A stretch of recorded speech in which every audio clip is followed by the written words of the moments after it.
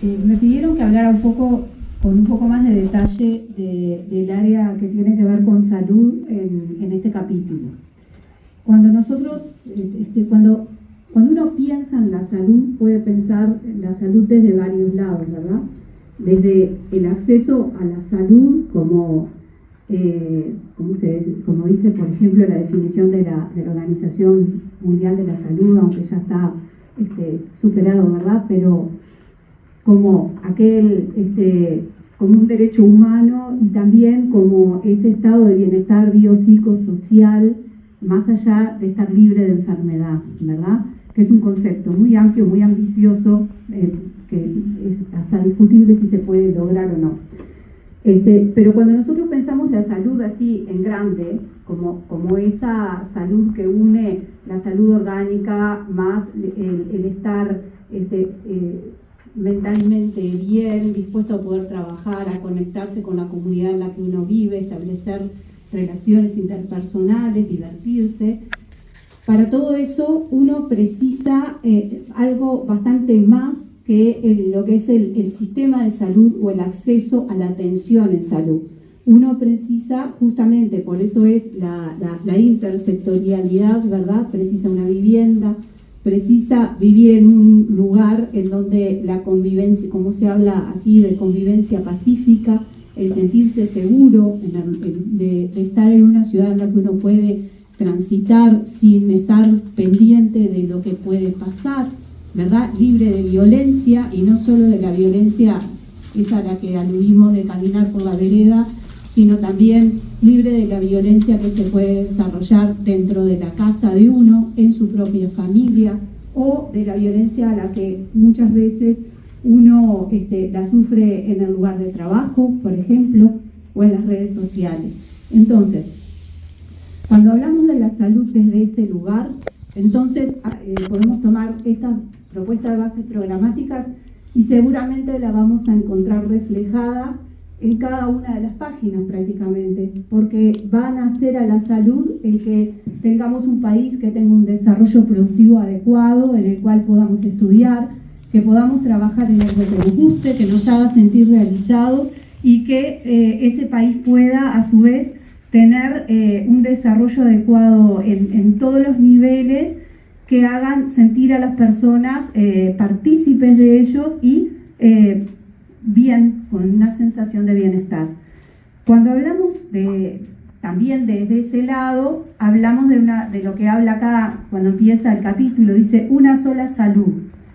El concepto de una sola salud es que cuando hablamos de salud humana no podemos dejar de hablar de ambiente y no podemos dejar de hablar de salud animal también,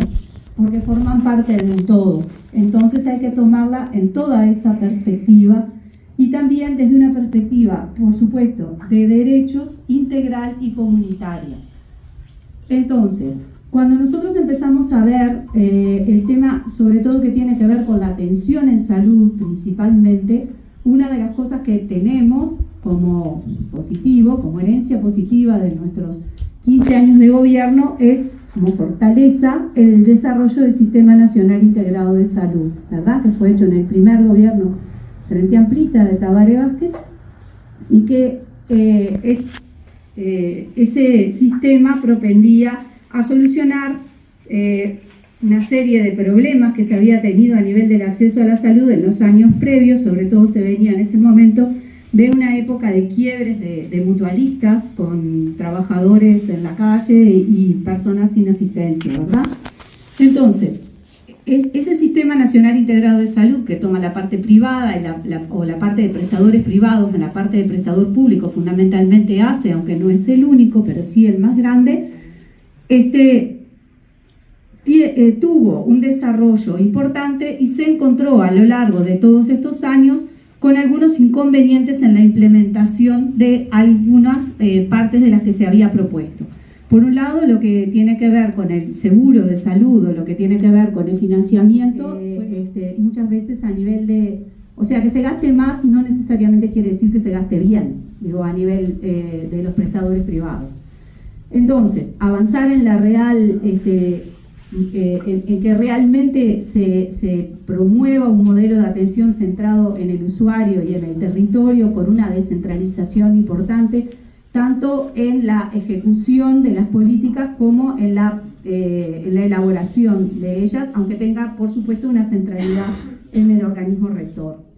Y para todo esto, una de las cosas que veíamos como súper necesaria era el mejorar de la capacidad de rectoría del Ministerio de Salud Pública, porque muchas de esas cosas que han pasado pasan por una falta de control por parte del órgano rector. Y esa falta de control tiene que ver con algo que decía el compañero hoy con respecto a las cuentas nacionales en economía, pero tiene que ver también con la falta de acceso muchas veces a datos que son importantes. O sea,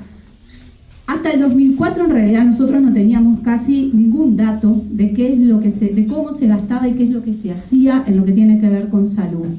Ni siquiera sabíamos cuáles eran las enfermedades más prevalentes en nuestro país. Recién en el 2009, creo que eso, 10, se termina la primera encuesta que tiene que ver con las enfermedades prevalentes o de qué morimos y de qué enfermamos los uruguayos. No se puede planificar nada sin tener datos, eso es absolutamente obvio, y datos de calidad. En este momento, a nivel del 2005 para acá, se entró a mejorar muchas de esas cosas. Hay muchos datos que los prestadores están obligados a vertir, pero esos datos no se centralizan en forma adecuada. Hay datos que están en el BPS, datos que están en el Ministerio de Economía y Finanzas, datos que están en el Ministerio de Salud Pública, pero que hay una necesidad de unificarlos, de centralizarlos y analizarlos correctamente.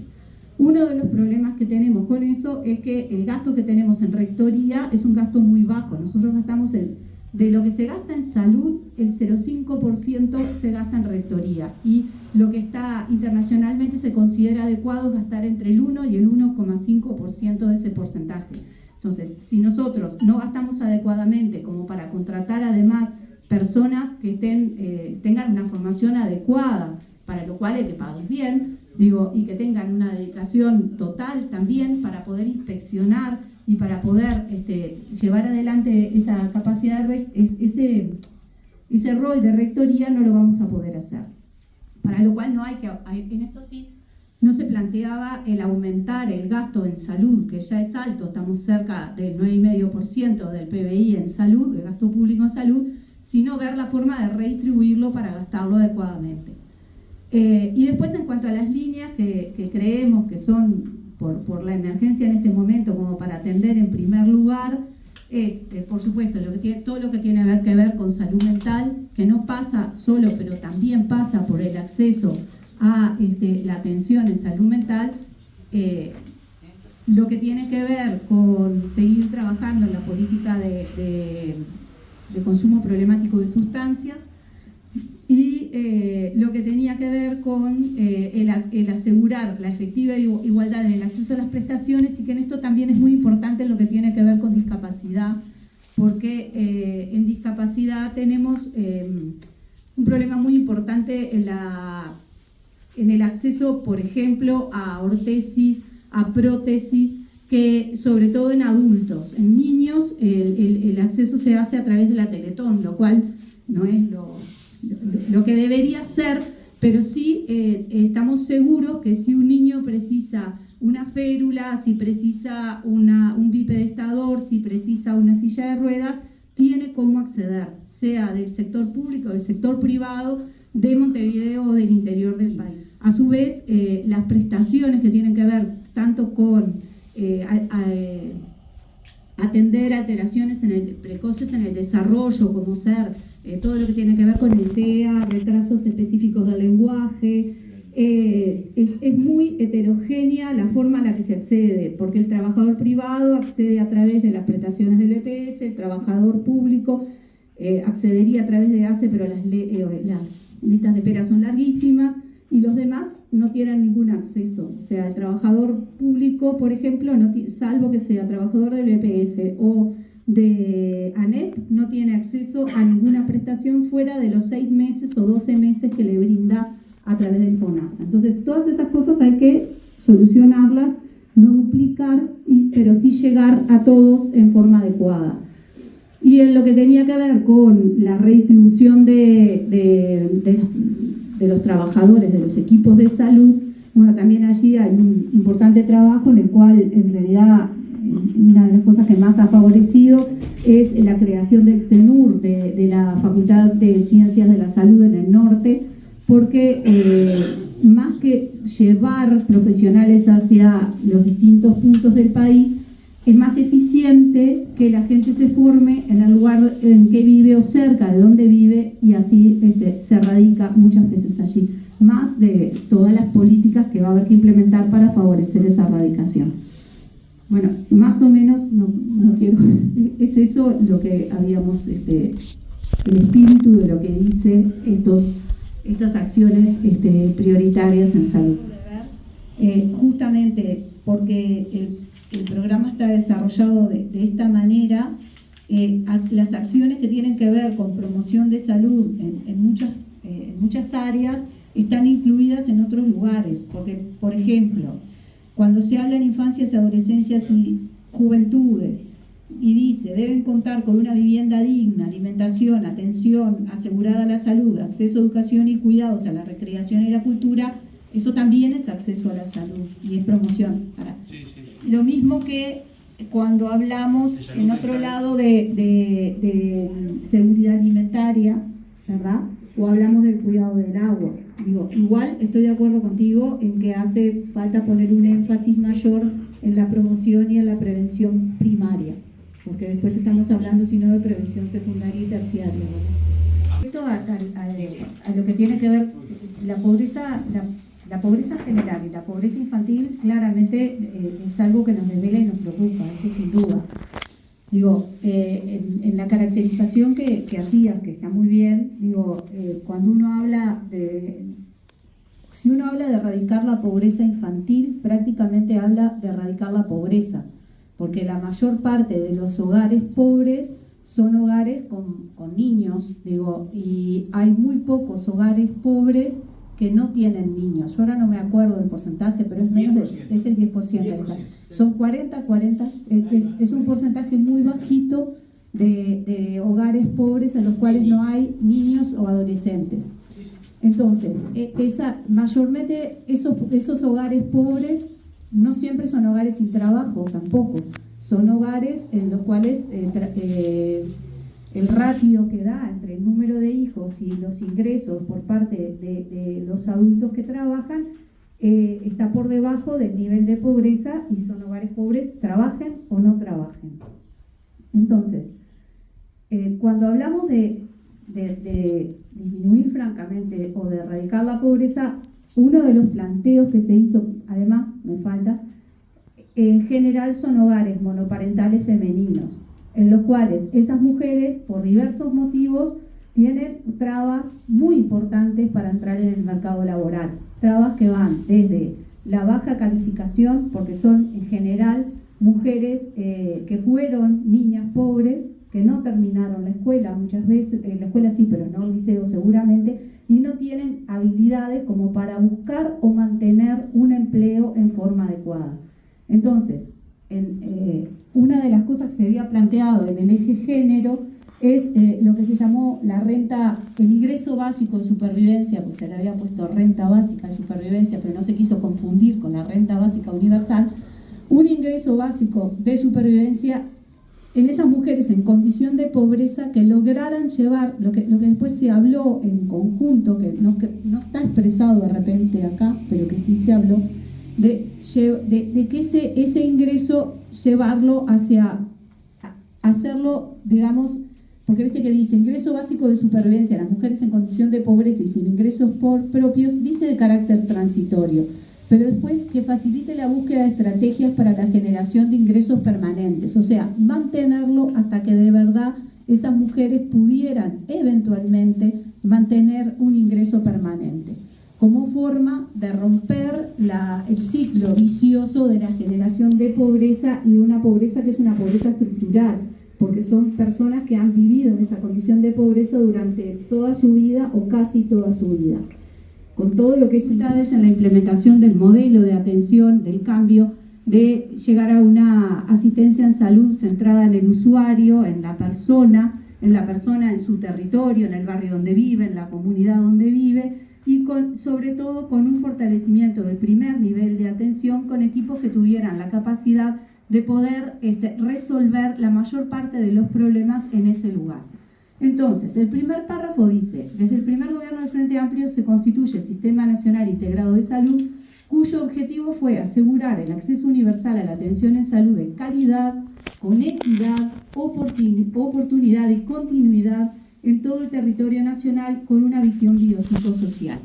Y aquí las limitaciones con las que nos encontramos eran, por ejemplo, la distribución de recursos en el territorio, tanto humanos como recursos materiales, con una carencia de especialistas, pero no solo de especialistas en medicina, de licenciados, de psicomotricistas, de fonoaudiólogos, de psicólogos, en el interior del país, sobre todo en el norte del Río Negro, una inequidad en el acceso a las prestaciones del Programa Integral de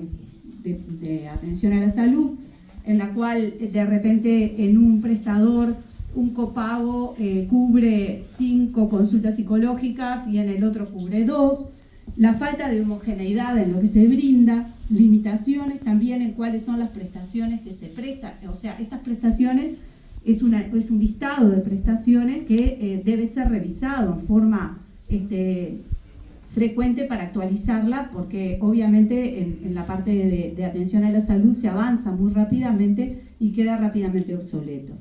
Después, cosas que ocurrieron, sobre todo, que no empezaron en este gobierno, en estos 3 años y medio, ya habían empezado en realidad, pero que se acentuaron mucho, que es lo que tiene que ver con lo que llamamos la perforación del sistema, ¿verdad? Por ejemplo, lo que tiene que ver con los usuarios VIP, el que yo te proponga que si pagás una sobrecuota sobre lo que aportás por el FONASA,